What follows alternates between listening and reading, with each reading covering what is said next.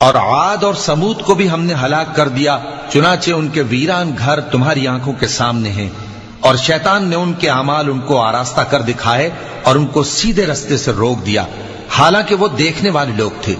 اور قارون اور فرعون اور حامان کو بھی ہلاک کر دیا، اور ان کے پاس موسیٰ کھلی نشانیاں لے کر آئے تو وہ ملک میں مغرور ہو گئے، اور وہ ہمارے قابو سے نکل جانے والے نہ تھے، تو ہم نے سب کو ان کے گناہوں کے سبب پکڑ لیا۔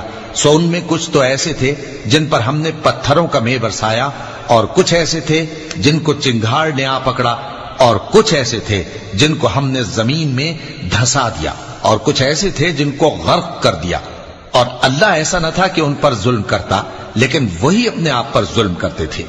جن لوگوں نے اللہ کے سوا اوروں کو کارساز بنا رکھا ہے، ان کی مثال مکڑی کی سی ہے کہ وہ بھی ایک طرح کا گھر بناتی ہے، اور کچھ شک نہیں کہ تمام گھروں سے کمزور مکڑی کا گھر ہے۔ کاش یہ اس بات کو جانتے۔ یہ جس چیز کو اللہ کے سوا پکارتے ہیں، خواہ وہ کچھ ہی ہو، اللہ اسے جانتا ہے، اور وہ غالب ہے، حکمت والا ہے۔ اور یہ مثالیں ہم لوگوں کے سمجھانے کے لیے بیان کرتے ہیں، اور اسے تو اہل دانش ہی سمجھتے ہیں۔